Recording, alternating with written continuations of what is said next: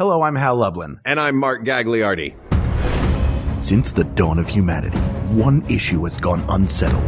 With the fate of the world in the balance, we're here to settle, once and for all. Clean plate. That's right. Don't worry, everyone. We got this. Podcast should have a theme song. Podcast should not have a theme song. Yes, they should. No, they shouldn't. They sound good. Yeah, but people are just going to skip past it. You know what? You're right. We got this. Welcome to We Got This with Mark and Hal, the show that settles the debates nobody else will touch. Hal, happy Thanksgiving, buddy. Happy Thanksgiving to you. I'm thankful for you. Thank you. And? Oh, am I supposed to say it back? Oh, I'm sorry. I'm thankful that Jesse Thorn is here to join us. I mean, yes, I'm also thankful that Jesse Thorn is here. That's the correct answer. And for you. Oh. What's up, Jesse? I'm thankful to be here, is what I'm obliged to say. That's right. People who listened to episode 400, which was last week, probably heard a long farewell because we still don't know if season 2 is in the works for us, but we do have Jesse here. But we're not going to talk about that right now. We'll talk about it later. We wanted him here to talk about Thanksgiving and a bunch of topics suggested by you for we're going to clean the plate off. There'll be no slop, as they said at Echo Hill, the 7th grade trip I went on to a summer camp. It's so very complicated. There's no slop. No slop. To eat? Yes. Well, at Echo Hill, when you would go to eat, is a Quaker sleepaway camp in Maryland, I think. And when you're in 7th grade at Abington Friends School, my cool hippie Quaker school that I went to, that is the trip you go on in 7th grade. You go there for like a week. Mm-hmm. And when you eat, they tell you you only take as much as you can eat because anything that's left over is slop. So you don't want any slop. You don't want to throw away and waste food. You guys want to know what I had for dinner tonight? Please. Yeah. A sloppy Joe. Hey, perfect. So there's definitely slop at your home. Sure. Absolutely. Summer camp style. I find it ironic that no slop is the mantra of Quakers whose entire business is selling slop. It's not, again, I feel like I've explained this a lot. Yeah. It's not the same. It's not like Benjamin Franklin or no? Yeah, what Quakers are we talking about? Yeah, you went to a school in a silo with a picture of William Penn on the side of it. Sure, we put our knickers on and got to work. They sell baskets and stuff. The people those people don't even sell slop. No, well, in the Philadelphia suburb where I grew up, it was just a lot of very old money, super liberal white people. Yeah. Who were very nice. Like they were like, yeah, come hang out. They're nice. They're peaceful. Yeah. Peaceful people. I like the Quakers. Mm-hmm. They like to listen. They have a lot of quiet time in their services. They do. You sit there quietly and then people, if the spirit moves you, you stand up and speak. Yeah. And you hope that nobody, and when you're in school there and as it's getting closer to 40 minutes, you're thinking, I hope everybody just shuts up because I don't want to sit quietly anymore. I'm 8.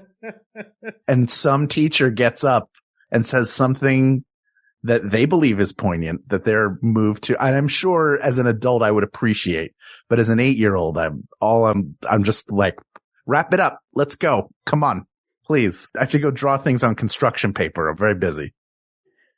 In your little briefcase and your suit that you're wearing.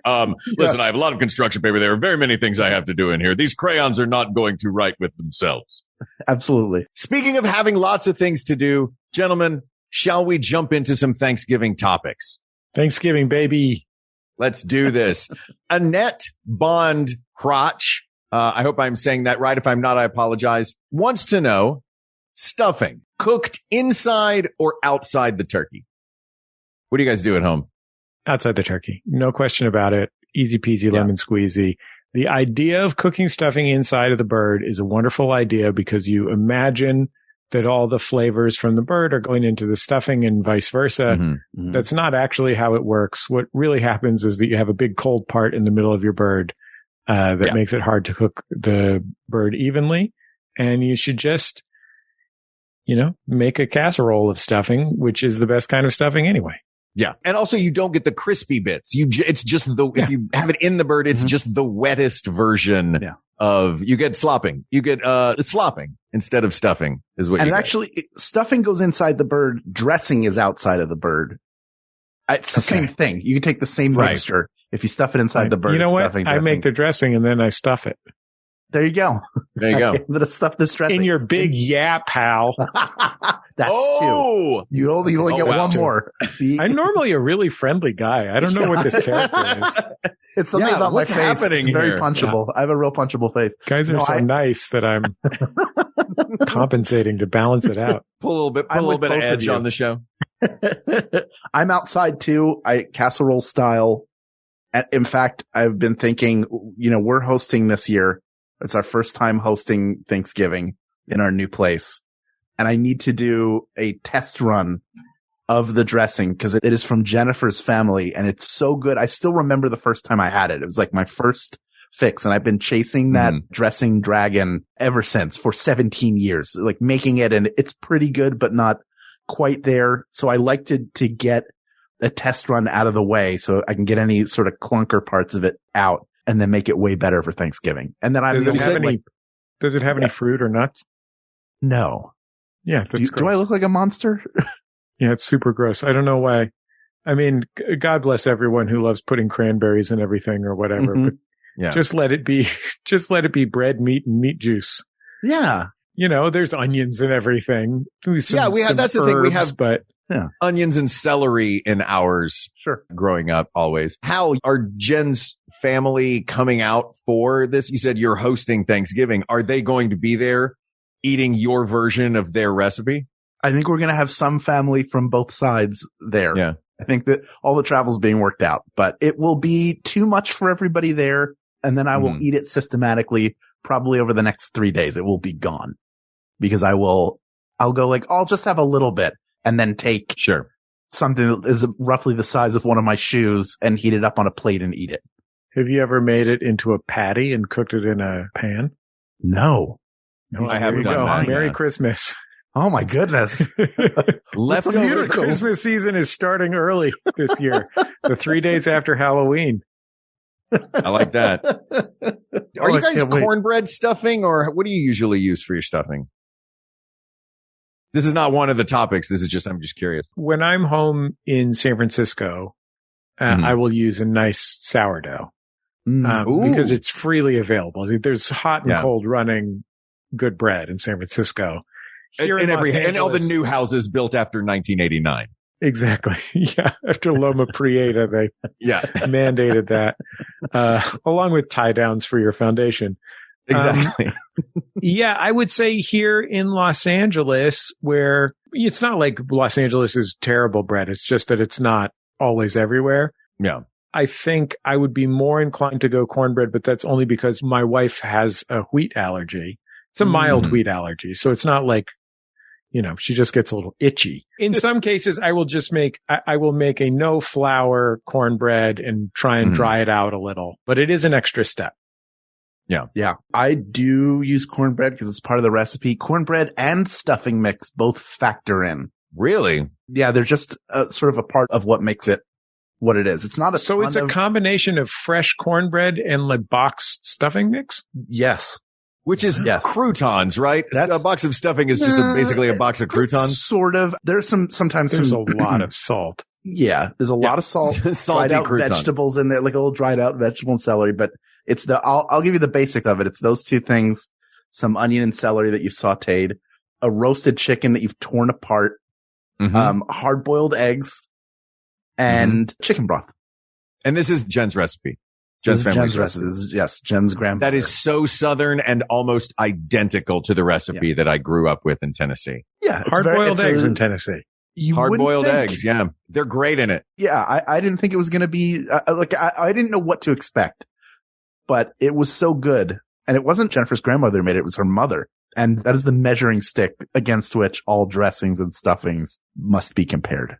Thanksgiving truly is the holiday of a treasured family recipe that's from a Betty Crocker cookbook in 1953. Oh, yeah.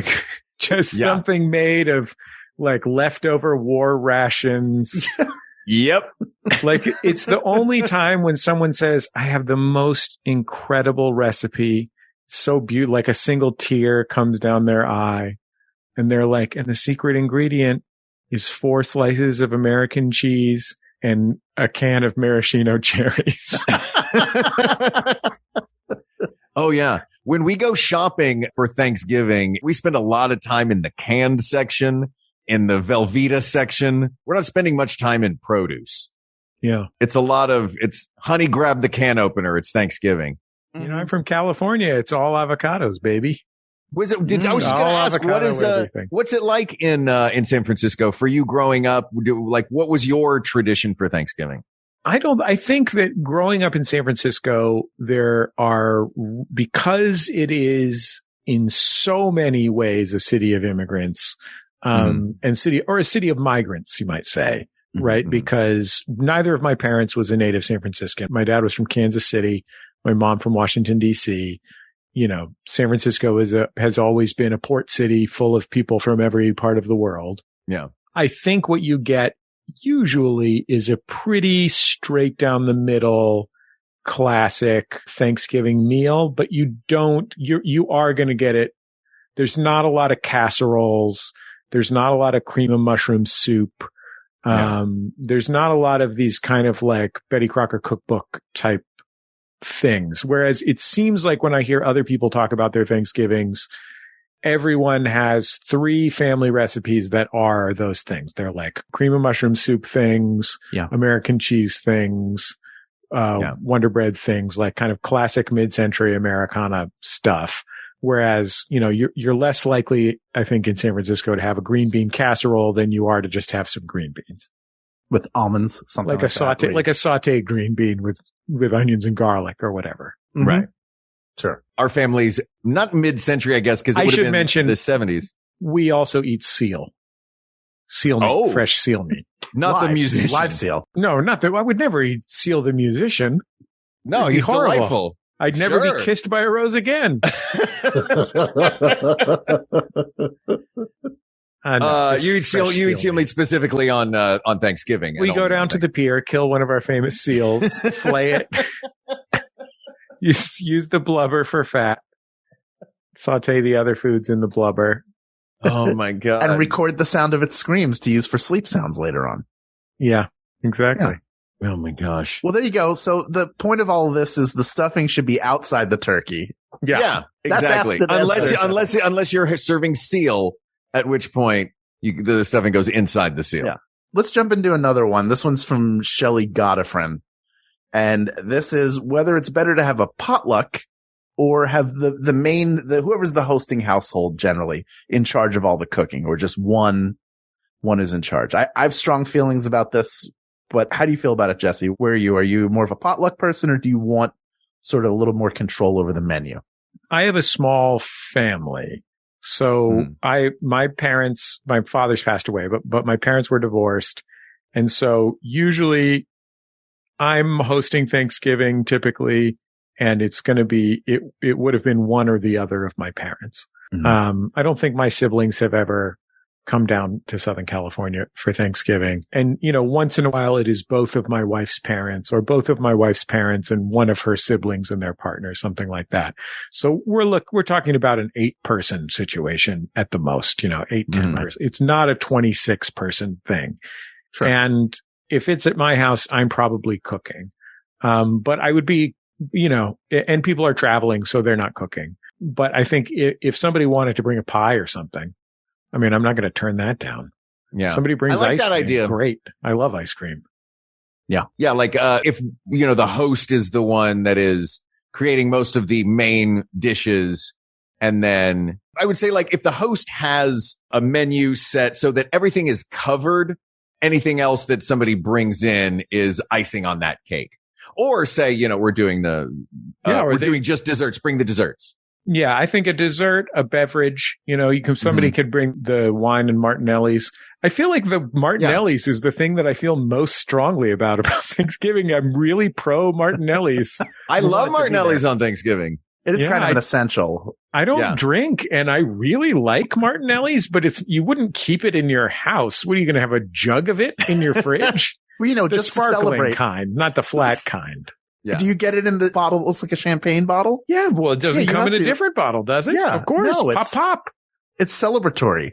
Yeah. You can have one stashed away for, when you get a raise or. It's got those nice little bubbles. One time when I was on my middle school trip, Hal, Yeah. we went to an apple orchard Oh. and we were staying overnight in a hotel. So I was sharing this hotel room with 2 other kids, and they bought unpasteurized apple juice at the apple orchard. They had it in the sink in the bathroom. You're not going to believe what happens when you leave unpasteurized apple juice in a gallon jug in a hotel bathroom when you're 12. I would hazard to guess it ferments, but I would love to hear. Yeah, well, you really get to know about the explosive properties of Oh dear. fermented sugars. Holy mackerel. Yeah.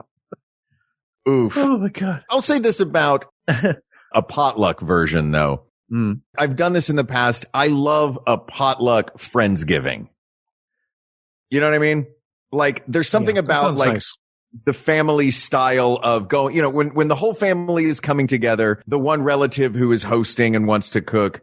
Great. I love that. Let's see what you do. I also like to know about another family or another group of people's traditions and like, oh, I've done things differently my whole life. I love trying your version of a thing. But a potluck it feels like a nice combination of both. You know what I mean? I'm going to give you something that I love to have every year, but also I'm going to try everything that you guys like to have. Hal, you're shaking your head. This is like pure. This could not be, if you want the dichotomy between Mark and Hal, this is where it's apparent. Because to me, a potluck is Russian roulette. It's the Russian roulette from the Deer Hunter, where you don't know what is going to show. You are entrusting. You have a way that, Thanksgiving, the meal, is very much about a family tradition or group tradition that you build over time. And part of that tradition is the company you keep. And another part of it is the food that you have. We all associate really strong memories with food.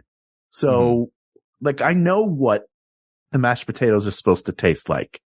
And when somebody comes supposed to, but I do, but I have it in my head. Potatoes. I'm not showing up at Thanksgiving to join America's Test Kitchen. That is not the point. How great would it be to have Thanksgiving at America's Test Kitchen, though? Come on. Adam Reed there making you what a dream. We blasted this turkey with some carbonite. Here, take a bite. It actually jumps off of the plate into your mouth. They would do some amazing stuff because they would have the absolute best pots and pans. Sure. Those 2 women are going to have spent so much time crafting the exact perfect version of everything. Sure. Yeah.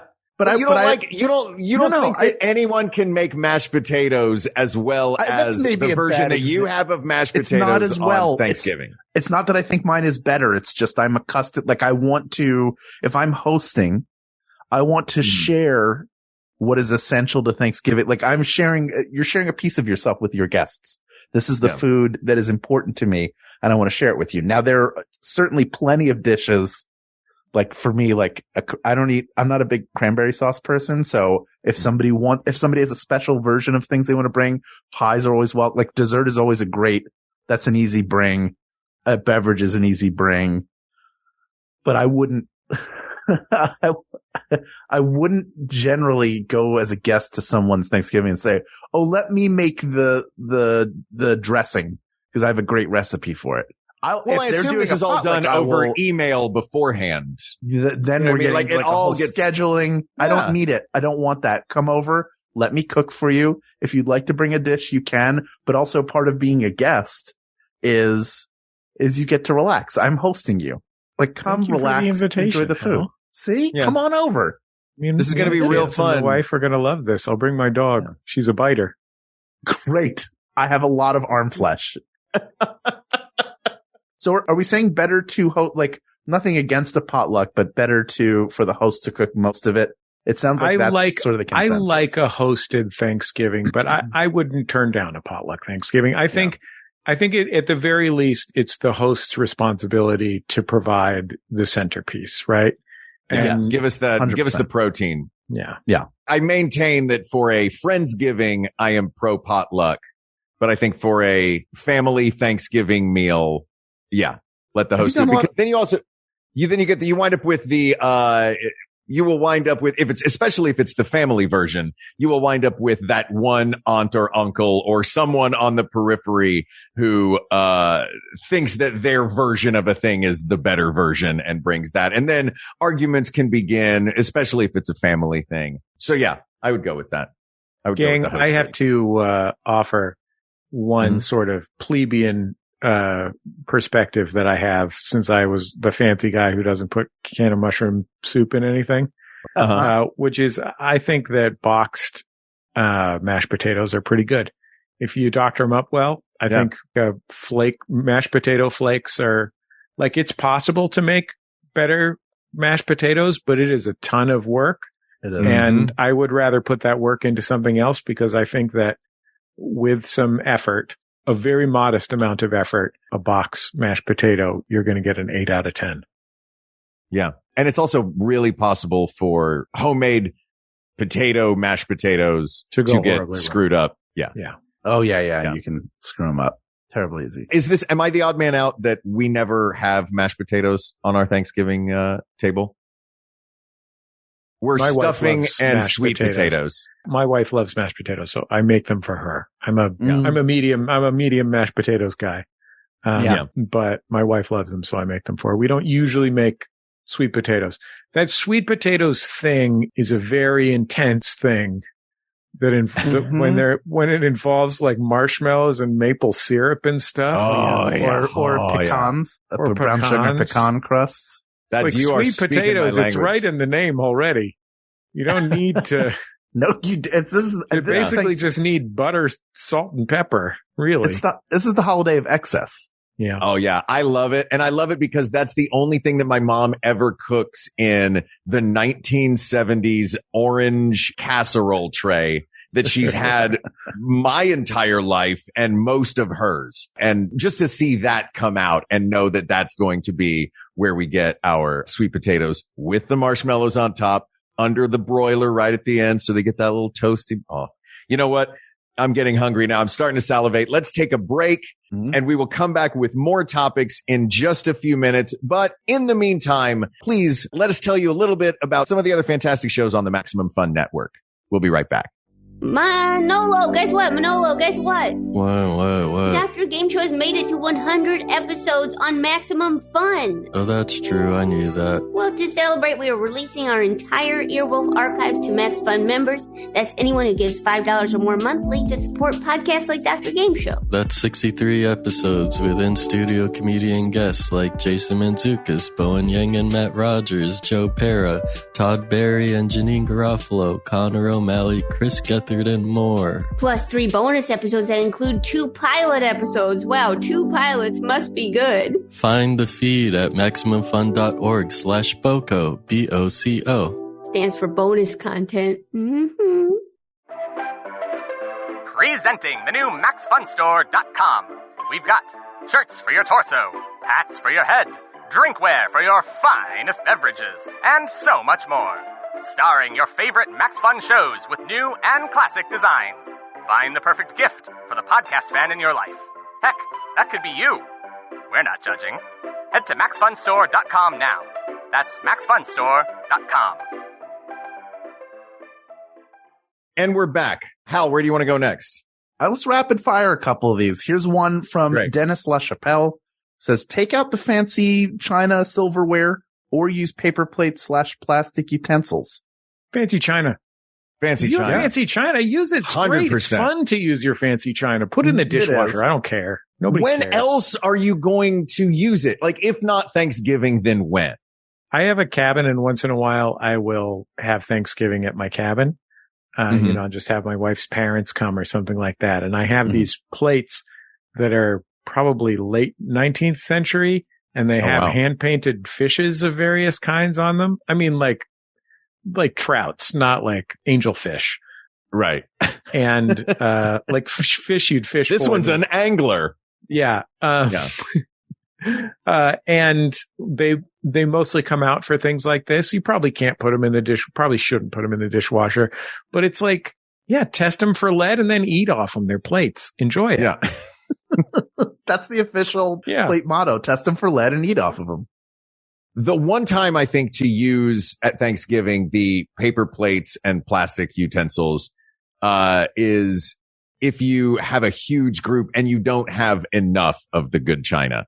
Because using if you have a dozen people and you've got tableware for 8, then those last 4 people are going to get, your everyday stuff. At that point, I would say keep it uniform. But you know what? Go down to the Smart and Final.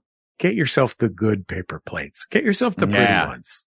Yeah. Don't just serve good too. The leftover Alf plates from your 8th birthday party. Yeah. Hey, here's your turkey. Happy Halloween. Here you go. Wait, what is this? A turkey or a cat? Which is what Alf eats. Yeah, it's Alf dressed. No problem. Maybe get yourself some Dracula. Melmac plates. Am I right, guys? Alf's Planet was named after a plate material. Honey, the family's coming over. Get the Melmac. Get the good Melmac. Get out the Melmac. Hey, Willie. The one exception is my. Alf's doing his Alf impression. It's just pretty threw an Alf solid. out there. It's a good Alf. It's pretty good. Yeah. Thank you. It's really just when you have asthma, you're always like a half a step away from sounding like, hey, Willie. Like it's almost in there. My mother, when she was alive, she suffered from arthritis and just felt like it was doing anything in the kitchen was difficult. And there was always help, but sometimes having at least paper plates for dessert made it a lot easier because you could just throw stuff out. So sometimes it's just a question of I'm going to have to wash all of these later, even if it's rinsing them and putting them in the dishwasher. Sometimes that feels like too much, but I agree. It's a special occasion. You're gathering family or friends together. You should put out nice plates. You bought those fish plates. When are you going to use them? Just use them. Test them for lead and use them. They're plates. What's the test like? Is it a swab? It's like a little strip. It's like a little swab strip. You have to do it because you don't know what kind of paint they use to paint those fishes. I want to be clear. There's not a big market for 19th century hand-painted fish plates. So I did not pay a ton of money. I probably paid less for my fancy fish plates than you guys paid for the plates that you eat off every night. I don't know. Mine say Amazon Basics on the bottom. Oh, yeah, I got mine at Target. What is it? Threshold? I think that's Target's, which is a really weird name for their. I don't think I spent more than $100 on my set on all. Fair enough. Oh, they definitely have lead in them then. Yeah. Wait till you go on Antiques Roadshow and they handle them with white gloves and tell you they're worth I've been to the Antiques Roadshow, but this is rapid fire, Hal. Let's go. Sorry. Okay, for fine. Pete's Mark, sake. You don't want to know about when I hung out with Roadshow F. Tompkins. All right. One of our favorite people of the world, Jeffy Baby. What's up, Jeffy Baby? Wants to know what's the best way to cook the turkey. I mean, I have my personal favorite that I love. Maybe as a Southerner, it's one of our things. Just stand there with a blowtorch. But the blowtorch, unlike the stuffing, actually goes inside the bird because you want the middle to get hot. Now, I'm a deep fry guy. It gets crispy on the outside, stays moist on the inside. I'm a brine it first, then deep fry it. Yeah, I think flavor wise, that's the best. Don't burn your house down doing it. Are you dry brining or wet brining? Wet brining. I'm a dry brine guy. How does it? I've never done a dry brine. It's just a bunch of salt. Oh, that's fair. But it does the same thing. Like a salt. It does the same fish. thing without making it soggy. Oh, I'll have to try that. I recommend a dry brine. I recommend a dry brine. It has the same, it's the salt that has the effect on the proteins, not the water. The water just makes it mushy. So a dry brine is going to be just as successful. Another hot Thanksgiving tip, as long as I'm passing out tips that. Please, you're like the Butterball line. Almost certainly came from J. Kenji Lopez Alt and definitely didn't come from me originally, but, if you make the skin a little more basic, like with a little bit of baking soda, it will, you will not taste the baking soda and it will crisp up much more easily. Oh, this is fascinating. Do you mix that with a little water and then, brush it on? You just rub it straight on there when you're putting your salt. Straight baking soda. Yeah. Oh, I've done olive oil and salt and pepper and then it's It's or I'll take, I don't do butter because Jennifer butter's not good for her. So I'll take ghee and put a little bit of that on there or an olive oil, something like that and do it. This year, because we're hosting, I was talking to my father about it. He's like, can I request that you brine the turkey?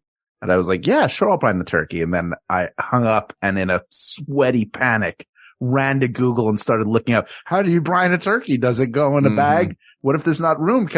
And then some of them were like, put it in the cooler. I'm like, but will it rot if I put it in the cooler overnight? Like I'm free. And then they're like, put it in the cooler with bags of ice. And then I'm terrified.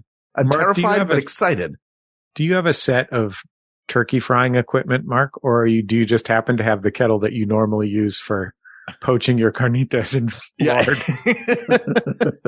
Well, I currently have carnitas poaching in lard on the stove right now. But no, it's my dad. My dad has it. So it's when I'm having Thanksgiving with him. He lives on the bayou in Florida and, they're used to just making terrible decisions with fire in the driveway. Nothing whether could it's be the 4th of July or Thanksgiving. There's no more dad move than insisting on frying the turkey. And this is not, I don't see this as a referendum on whether fried turkey is good. I've only had it once and it was good. So I'm not against it. It just is truly a classic dad move that is sort of I'm just going to go watch college football of helping. Like it's helping adjacent in some way. I mean, it is the main dish. So it's like you are helping technically, but really what you're doing. I mean, this is true of all dads and uncles and their like weird grilling projects is you're like doing a thing where you're not helping the family for an entire day. And you're also not generating the entire meal. And look, if you want to serve me a smoked meat, I'll eat the heck out of it. Okay. In a moment. I'm not complaining about the result. There's some issues with the process. Yeah. Yeah.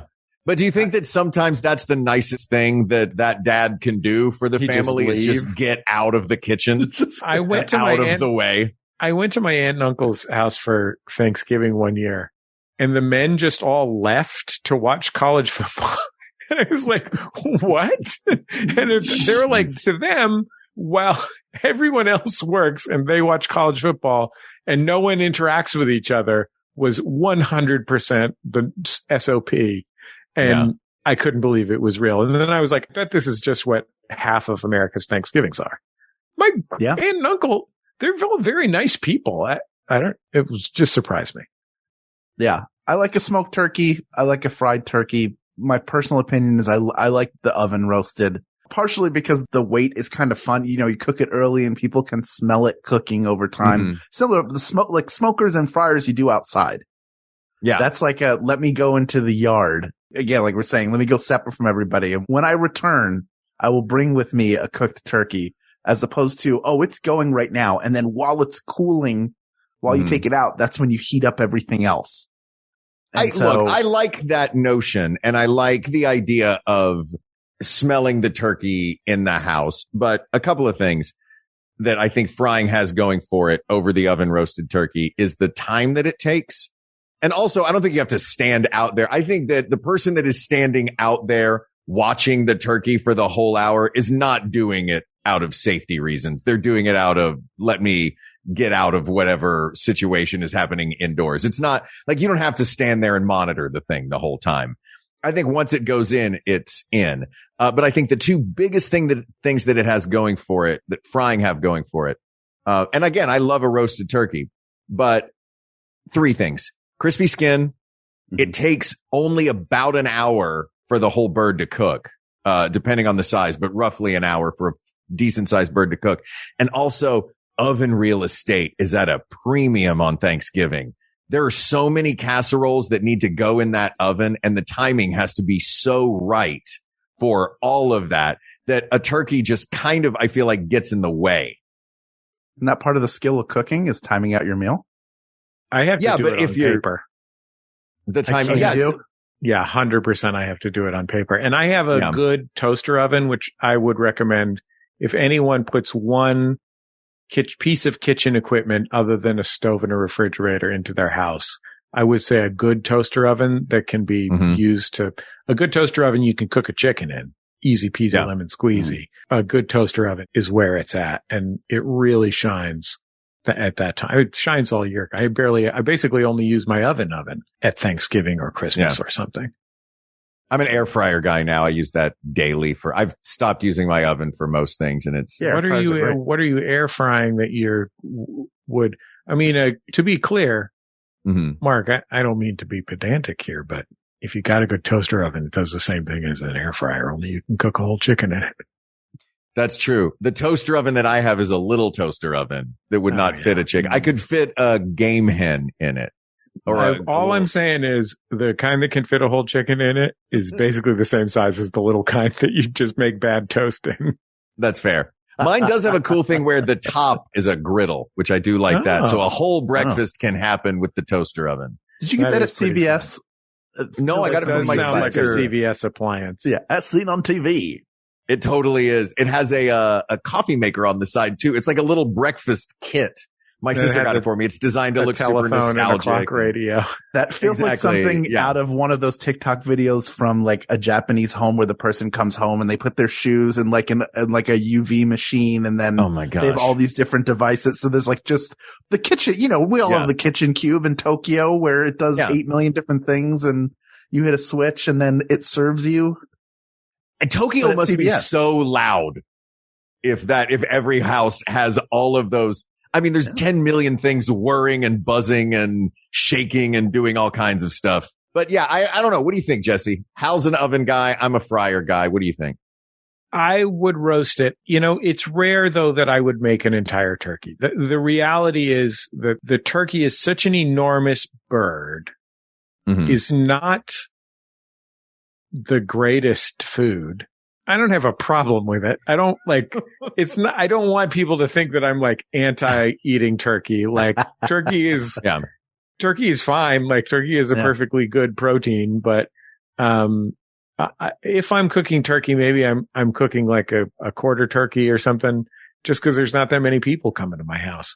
I gotta tell you, the year that I was happiest, and I usually do cook turkey because people expect it, and I don't mind the ceremony. Like, I like the idea of cooking turkey for Thanksgiving. But the year I was happiest, I made a prime rib. I was like, I like prime ribs, so I'm going to make that. Love prime rib. If I'm going to make an expensive celebration meal, I'm going to make a beautiful prime rib. I cooked it, at 200 degrees for however many hours it took, and then I seared it off, and it was fantastic. I love that. My favorite one that I did once for a small group of people was a boneless, skinless, breast-based turducken. So it was turkey breast, chicken breast, duck breast, roulade, turducken roulade for Thanksgiving. And that was, nice. It was just the right size for 6 people. There was enough leftovers for each of us to have a sandwich the next day. That was it. Yeah. And that way, when you have 3 breasts, you get the worst part of 3 different animals' meat.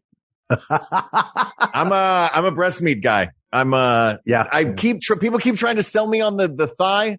That's who you're dealing thigh with. Guy. Yeah. You know what's good about the thigh? Tastes like something. That's fair. Thank you. That's fair. Feels so and good I think to have particularly when you're talking about cooking a turkey. Yeah, the breast meat can get dry. Yeah, it's so difficult. You can spatchcock, that will help, but then you don't get the beautiful presentation.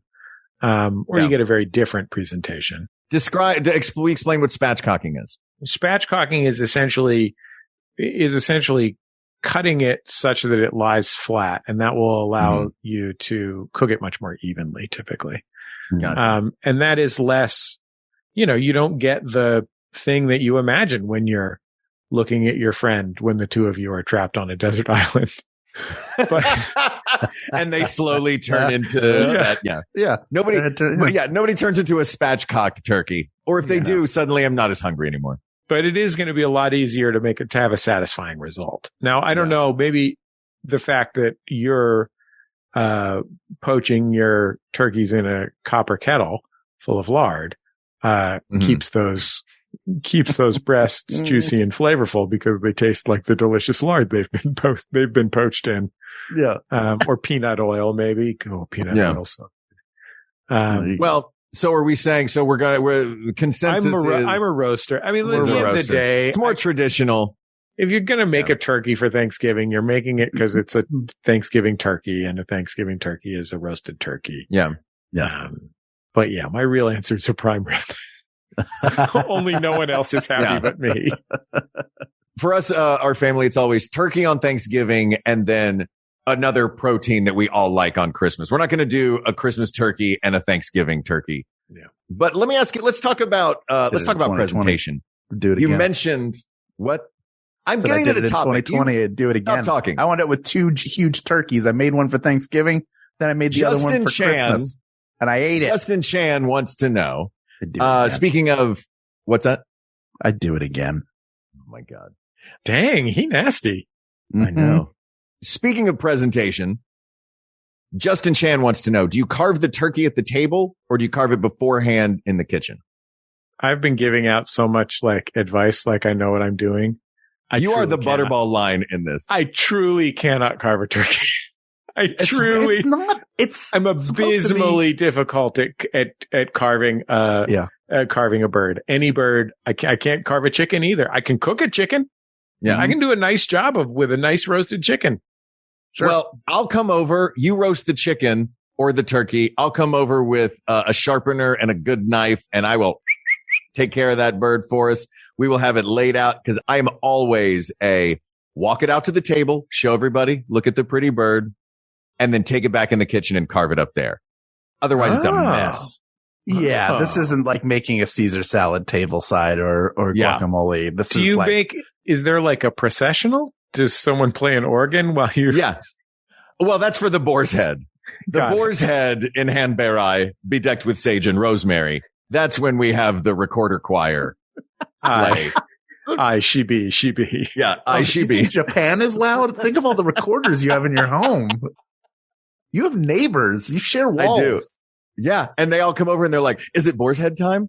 I'm like, yeah, it's been in the copper kettle all day in the lard. Mark the maypoles down in the garden. Let's go. Hal, are you a carve it up guy, and then or are you a carve it at the table guy? No, I don't need it to be. This isn't medieval times. You can look at the turkey, and then I'll cut it up, and I'll just bring you a big plate full of turkey, and then everybody can take what they want. Yeah, it doesn't have to be a show. No, I think that's an easy one, Justin. That's the key. That is the key. If I could do the show, I'd do it. I want to be clear. If I could do the show, I would do it in a heartbeat. It'd be a delight. Yeah.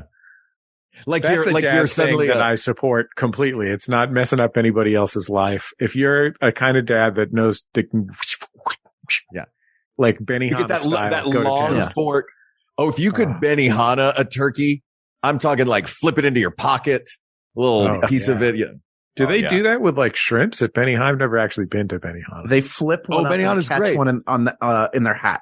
That doesn't seem like a good place to put it. Who eats that one? I do. That one just I'm hungry. I'm so hungry. I appreciate the show, Benihana's, but I'm really excited. So halfway through, when they make the fried rice, which everybody at the table can enjoy. Sure. The rice is shaped on the teppanyaki grill into a heart. And then he puts the spatula underneath and taps it so it looks like the heart is beating. And I'm like, you could have already put the egg in there, mister. This sounds fun. Benihana has always sounded fun to me. Invite me to Benihana, somebody. It's a show. All right. Yeah. Come to Benihana. I've never been to medieval times either. I'd like to go to that. Okay, let's go. This is rapid fire, Hal. Yeah.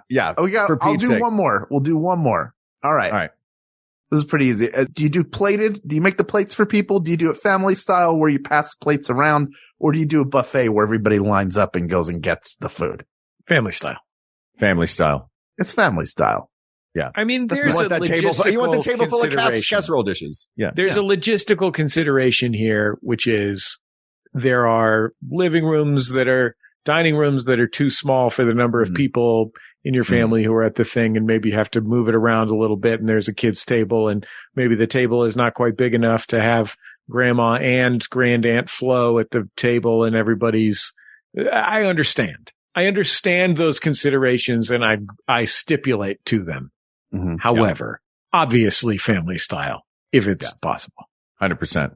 Yeah. Who are these psychopaths making plates of Thanksgiving food for others? How dare you plate someone else's? What are you, Grant Ashatz?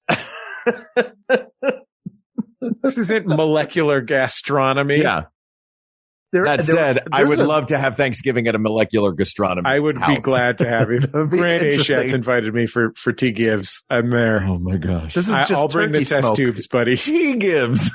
There is an insidious part to this too, which is whoever's doing it either is imposing their will on you in terms of what will be on your plate, or they have to take orders from however many people are there and get it straight. Yeah. No, this is not, we're not out at a restaurant. I don't need you to on roller skate. Like there's no let me serve my own. I like digging in, but I also want to be near the mouth of the river so I can Another dad skill I'll never have is that one where it's like a cookout and you're cooking different people's stuff, different amounts, and remembering how much you're supposed to cook different people. Like he likes his burgers medium. He likes his burgers everybody's ribeye is medium. Everybody's burgers medium rare. End of story. Yeah. Like, sorry, gang. And you know what? If it doesn't come out that way, it doesn't come out that way. I like that you're airing on the side of Costco and bought the meat. If it's the Costco meat, I would do the burgers medium well. Really? Because you don't trust the Costco meat? That's prime meat. Costco has great meat. Costco is fantastic meat. Do they? Yeah. I guess I just think of Costco as being things in bulk. And I'm that's what's so amazing about it. You go there, you buy like 6 prime ribeye caps. Mm-hmm. You wrap them up in, here's a tip. As long as I'm dropping tips on you guys, you wrap them in saran and then you wrap them in foil. The reason is the saran gets close to the meat and prevents freezer burn, and the foil prevents desiccation because saran wrap is porous. Mm. Well, there you go. Isn't that interesting? Right. Anyway, look at this. We're getting so many tips. You go to Costco, you get your 6 prime ribeye caps or whatever. You wrap them up, you put them in the deep freeze, and then you got premium meat for 3 months. Well, there you go. Once a week, you eat yourself a nice prime rib. All right. Let's shift gears a little bit from the most delicious foods to what Ashley Perot would like to know. What's the worst side dish that someone always brings to Thanksgiving, or the host has, or let's just say, I don't want to make it about someone bringing it, and I don't want to shame anyone. This is the last one. This is the last This will be the last one. What is the worst Thanksgiving side dish? I hate to be nebulous about this. There is a famous viral video from a few years back of a woman who has made, I think it was the green bean casserole for her family. And I hate to correct you. What happens in the video is that there is a kid who is coming back from the dentist. His name is David. That's right. And he's just talking crazy. He's not really making sense. Is this real life? And he says, is this real life? That's what happens in the video. You probably saw a different video. What he imagines in his There's video. only one internet video. We're talking about a viral video, correct? Yeah. Yes, it's a viral. One of the most viral. Mm-hmm. It is a woman who has altered the recipe that the family uses for something. And her aunt is lambasting her in front of everyone, saying, you don't experiment on Thanksgiving. You don't experiment on Thanksgiving. You experiment on your own time. Now you're going to clean all this up. I'm going to go upstairs and take a nap, because effectively she's saying you have experimented on Thanksgiving, the holiest of food holidays, where we gather and have our traditional meals. It was the macaroni and cheese. She messed up the macaroni and cheese, and it was a very big deal. And so if whoever walks in the door and says, I decided to try something new, has brought the worst dish. Doesn't matter what it is. I'm glad that we spent so much time talking about America's Test Kitchen on this episode, because to me, America's Test Kitchen is the apotheosis of what I would like from Thanksgiving. So I'm like a cook. I'm like a home cook. I'm an enthusiastic home cook, but I'm like short of a hobbyist, right? Yeah. And to me, what I want to have is a really nice meatloaf. I don't need to have a special meatloaf. I just need to have a nice, good meatloaf. Yeah. And that is, in the years since Bowtie Guy got pushed out of America's Test Kitchen, they've moved into the cuisines of the world, which God bless the cuisines of the world. I enjoy eating them all, but I can really only keep one set of pantry ingredients around before I become a hobbyist. And I have 3 children. I don't have time. Like, I just need something that's based on onions and garlic, and celery. So to me, those America's Test Kitchen, straight down the middle, classic food items are the perfect ones for Thanksgiving. And I don't really want to eat a fancy, off-center, crazy food on Thanksgiving because I like the Thanksgiving foods. I like stuffing. I like turkey. I like gravy. No one really likes cranberry sauce, but it's interesting. It's fun that it's I actually do. It's I not enjoy like cranberry disgusting. sauce. But I mean, you wouldn't, it's not like you're cooking, it's not like you're eating cranberry sauce at other times, right? No, it's pretty, though we do make we make it from scratch and we make a bunch of it. So we have it for a while. Yeah. You can't. I mean, making cranberry sauce from scratch, by the way, for people who are eating canned cranberry sauce, making cranberry sauce from scratch is completely trivial and you should definitely do it. It is not hard even a tiny bit. It's so good. Yeah. We always do, what we'll do is cut oranges in half and just to get a little bit of citrus in there. And then those orange peels become the vessel for serving the cranberry sauce. So they're little orange peel bowls of cranberry sauce. Cause some people do like it. Some people don't. Some people don't want it to touch other stuff on the plate. I think that anything fancy is a great answer for the worst side dish on Thanksgiving. I would also posit, and I don't know what you guys' thoughts are on this. I think that green bean casserole, the classic Americana green bean casserole, is bad. I don't think I've ever had I was thinking about this the other day. Speaking of being from San Francisco, I don't think I used to, my show, Bullseye with Jesse Thorn, on NPR stations around the country and via podcast, used to be distributed by Public Radio International, who were based in Minneapolis, Minnesota. And they hosted the Public Radio Conference one year. I went out there and they had a party and the heavy hors d'oeuvres were hot dish, which is a Minnesota casserole made of a variety of crap they have lying around Minnesota. And God bless you if that's your ancestral food and you love it more than anything. I feel the same way about mission style burritos, but yeah, it was gross to me. And I don't think I've ever had any other casserole other than like macaroni and cheese or stuffing. Sure. Yeah. I don't think I've ever had a green bean casserole or like any of the different like things where you put it like a thing of with green bean casserole. You're not missing anything. Yeah. Yeah. You know what? I like green bean casserole a lot. I hate mushrooms. So the curse of it is. But you like green bean casserole? I do like it a lot because if it's done well, you have the green beans give you a nice texture and it absorbs the flavor of the salty soup. And then the jerky fried onion crisp pieces that go on top as a composed I bite. like those really fried nice. onion pieces are great. That's my favorite part, I think, of the entire meal is those fried onion pieces. I go buy those at Trader Joe's and eat them like a snack. Yeah, I'm just not a fan of green bean casserole, but I do like those onion straws. I just wish they were on a better dish at Thanksgiving. Yeah. You know what my favorite side dish is at Thanksgiving? What's that? Bloomin' onion. Just give me a nice bloomin' onion. That's what you use the deep fryer for. Forget the turkey, throw the onion in there. Bloomin' onions are so good. You know why people are always talking about bloomin' onions and like, it's because they're great. Yes. I only had like 3 in my life. You're like, yeah, no wonder this is the premise of an entire bad restaurant. Like this is the reason that people are coming to this restaurant to eat a $22 like chuck steak or whatever. Like it's because this bloomin' onion is effing great.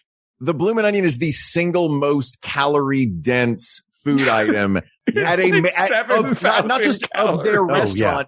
Of the major chain restaurants, it is the most calorie dense. Yeah. Well, it's one of those. I remember low sodium, right? Yeah. It's very healthy. You need those you need energy. Yeah. Yeah. And as calories equal energy. As summer turns to autumn, turns to winter. Yeah. you need a layer of protective fat around your body to provide warmth. Exactly. And that you can feed and off one of. bloomin' onion can handle that for you. Yes, you make your annual trek to Bloomin' Onion. So what are we saying here? I think it's anything fancy. Yeah, anything like experimenting. An experiment. The worst side dish at Thanksgiving is an experiment. A traditional side dish that I can't go for is what we mentioned at the beginning, which is a stuffing that has a bunch of dried fruit or even a lot of apple or nuts. None of those things I particularly like. Yeah, those are bad. I mean, I like apples on their own. I'm not saying that I'm not against apples. We're very pro apple here. Sure. Just not in your Thanksgiving stuffing. It just doesn't go in stuffing. What's your top apple? Have you guys ever done top apple? Mine is Sundowner. Ooh, I'm a Fuji guy. I like a Granny Smith, but I've also come to appreciate Honeycrisp. Honeycrisp is a nice one, but I wish it had a little more edge. It's fair. We'll have to have you back on to talk about apples. Sure. Yeah. 'Tis the season. I think that wraps up the time we have for the topics that we've done for this clean plate episode. Mm-hmm. So I guess now it's, Hal, it's about the your elephant in the room here. Your reps contacted me about this. Okay. Yeah. We wanted to start a dialogue officially. We've been hinting, we're doing a normal podcast season. We've done 400 episodes and now we've had you on for what's either a bonus episode or maybe the start of something else. We've really enjoyed our time at Max Fun and we'd love to be picked up. We think we have a lot more pod to cast. I wish I hadn't said that. I talked to our managing director, Bikram. I talked to Laura and Kevin, our senior producers. We're not prepared to commit to a full season. But we will give you 150 and then we'll see if we pick up the back 250 at mid-season. Oh, you know what? Okay. We'll take it. That's great. Thank you. Oh, wow. We're also cutting your pay. That's fair. Okay. Mark's, you'll be right? paying, Not you'll mine? be paying us. Well, I can't tell which one of us you're looking at. He's looking at you, Mark. You can split the sawbuck however you want. Okay. Good. All right. Mark, you cover this for a while and I'll let you know when I have enough to contribute. I'll cover the first 150. You cover what's that? Make Plume pay. Yeah. We've been making him pay since 2015. Oh, well, you heard it here from Jesse Thorn himself. We got another 150. We got another almost half a season coming for you. So, that just leaves us to say all of these topics are now closed, but there are many more topics to discuss. So reach out to us on Twitter at We Got This Tweets or email us at wegotThisPodcast@gmail.com. Go to our Facebook group where all of these topics came from, facebook.com/group/WeGotThisPodcast, the nicest place on the internet. Jesse, thank you for joining us. Of course, you can listen to Bullseye with Jesse Thorn and Jordan Jesse Go, both on the Maximum Fun Network. What else? Are there any other things that you would like to plug? I've been on like a Bullseye binge recently, by the way. Really? I love listening to you interview people. Bobby Moynihan in particular. Oh, yeah. What a sweetie. I realized we had him on and talked to him for like an hour and a half and really didn't talk about SNL because I had that same feeling of like, maybe he doesn't want to talk about it, but now learning how much he wants to talk about it, it makes me feel like I missed an opportunity because I'll offer three specific. So Bullseye's arts and culture interview show that I host for NPR and Maximum Fun. And I will offer three specific recommendations. And I hope that among these your listeners will find something that they like. We did a few weeks ago a Bullseye Halloween spectacular that had Monet Exchange from Drag Race, Ana Fabrega from Los Spookies, which is maybe my favorite show. Oh, it's so funny. And R.L. Stein, who's the most delightful human being in the history. Gershberms! Amazing. He is just a joy. He's everything you'd hope he would be. I had a great conversation recently with Steve-O from Jackass, who is a former professional clown. He was a skateboarding clown. He worked on a cruise ship, and he told me that he did not get along well with the other clowns because he did not think they were funny or that they had any rad skills. And I would add to that Bonnie Hunt. Bonnie Hunt was recently on the show. This was maybe 6-8 weeks ago now.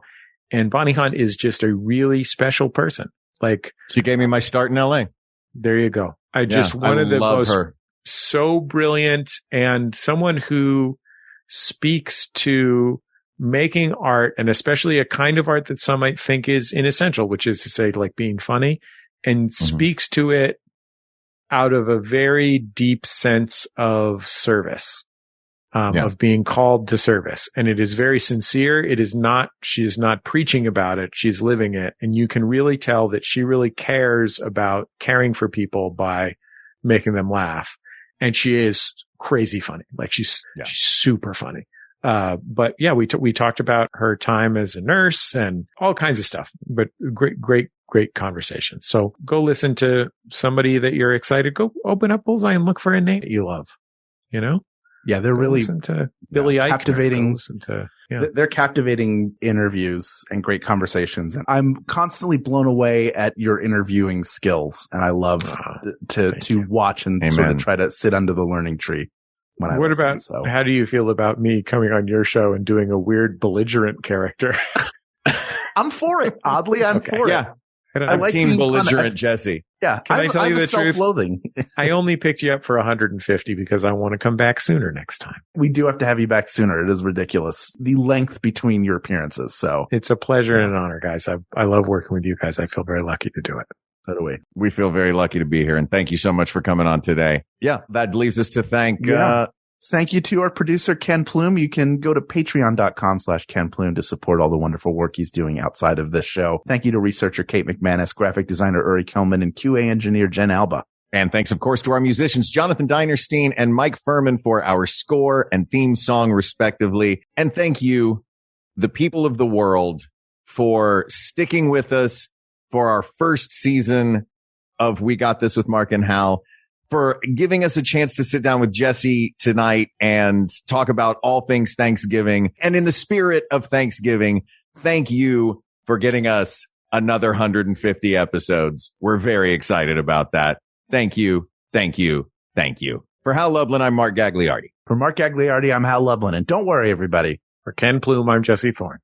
We got this. We got this. MaximumFun.org. Comedy and culture. Artist owned. Audience supported.